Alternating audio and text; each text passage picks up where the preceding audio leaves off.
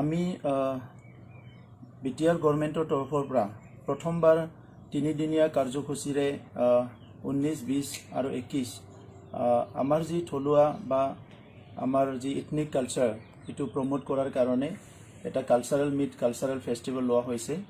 আৰু ইয়াৰ নমেনক্লেচাৰটো ৰাগাম বুলি ইয়াত ৰাখা হৈছে আৰু ৰাগামৰ ভিতৰতে দা বডোলেণ্ড যিবিলাক কালচাৰ আছে এই কালচাৰখিনি প্ৰিজাৰ্ভ কৰা প্ৰমোট কৰা এই উদ্দেশ্যেৰে আমি এই 3 দিনীয়া কাৰ্যসূচী লোৱা হৈছে। এই 3 দিনীয়া কাৰ্যসূচীত প্ৰথম দিনা আমাৰ বিভিন্ন জাতি জনগোষ্ঠীৰ সাংস্কৃতিক শোকেছ হ'ব আৰু সকলো জনগোষ্ঠীৰ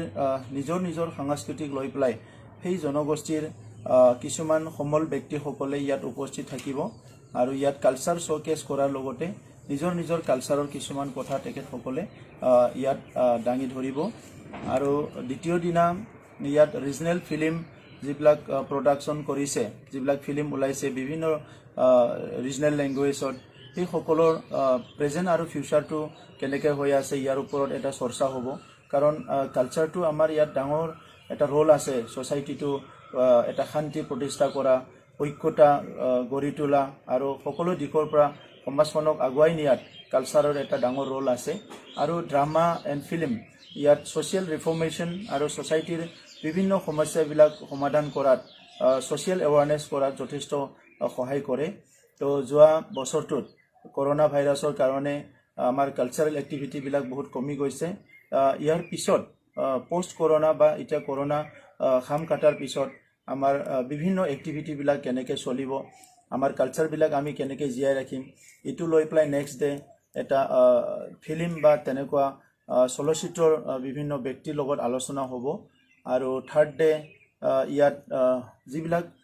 বিভিন্ন ৰিজনেল কালচাৰত কাম কৰি আছে এই স্বনামধন্য ব্যক্তিসকলক বিটিআৰ গভৰ্নমেন্টৰ তৰফৰ পৰা ফেলিচিটেশ্যন দিয়া হ'ব তেখেতসকলক সম্বৰ্ধনা দিয়া হ'ব আৰু ইয়াৰ লগতে তেখেতসকলৰ পৰা কিছুমান কথা শুনা হ'ব যি কথাবিলাক সেই পাৰ্টিকুলাৰ কালচাৰ বড়ো ৰাভা গাৰো সান্থালী বিভিন্ন জনগোষ্ঠী ৰাজবংশী যিবিলাক কালচাৰ আছে সেই গোটেই কালচাৰটো জীয়াই ৰখা আৰু আগলৈ লৈ যোৱাত এইটো সকলো দিশৰ পৰা কাম কৰিব। মই আশা কৰিছোঁ সকলো ৰাইজে সহযোগ কৰিব আৰু বিটিআৰ গভৰ্নমেন্টৰ প্ৰথম যিটো পদক্ষেপ সেই পদক্ষেপটো সকলো সঁহাৰি জনাব আৰু ইয়াৰ পিছতে আমি বিটিআৰ অঞ্চলৰ সকলো জাতি জনগোষ্ঠীৰ পৰিচয় অস্তিত্ব ৰক্ষা কৰি নিজৰ নিজৰ যি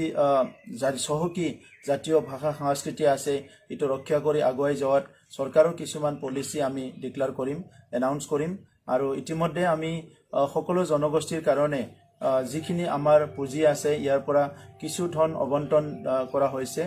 যাতে নিজৰ নিজৰ কিছুমান অফিচ ভৱনবিলাক নিৰ্মাণ কৰি ল'ব পাৰে আৰু জাতীয় কামত সেইবিলাক ব্যৱহাৰ কৰিব পাৰে। ইয়াৰ কাৰণে সকলো জনগোষ্ঠীৰ কাৰণে অলৰেডি আমি কাম আৰম্ভ কৰিছোঁ। নমস্কাৰ।